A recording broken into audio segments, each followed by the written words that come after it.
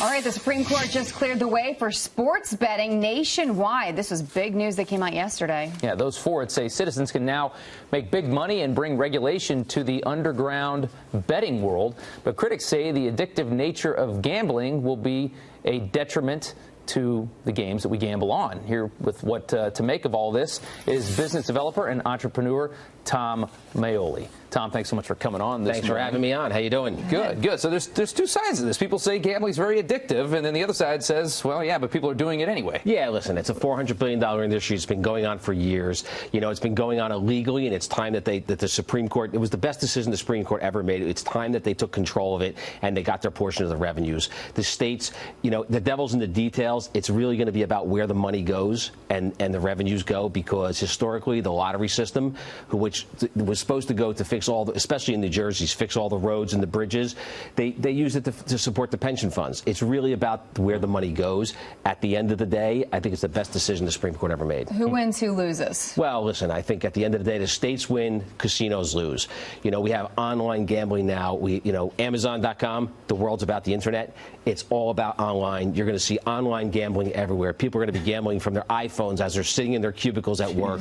Exactly. It's amazing. What about, real quick, what about law enforcement? Oh, law enforcement's a big benefit. You know, they're no longer chasing down illegal gambling. Bookies closed up shop. They're done. This morning, they're all sitting in coffee shops wondering, they're out of business. Yeah. It's over.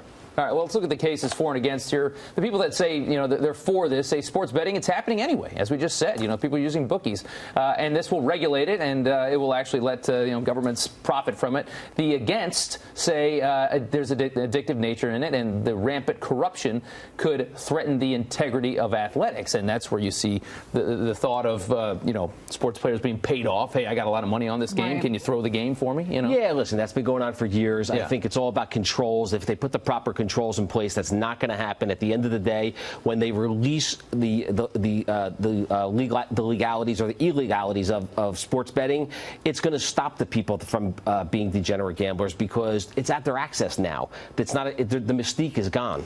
So what do you say to those people who are very against this? Because there are some, as we just saw on the screen. Well, listen, I think at the end of the day, I think they have to realize it's going on anyway. It's like marijuana, right? They legalize marijuana. It's going on anyway. Why not get the portion of the revenues? Why not benefit your children's school systems with the revenues, the pension funds in the state? And at the end of the day, I think that people of the states win. I think it was the greatest decision the Supreme Court ever made. It is funny that once they find out there's money in something, suddenly it's not so threatening. Just kind of like the marijuana thing. Everybody loves pot now because they can make money off of it. Exactly.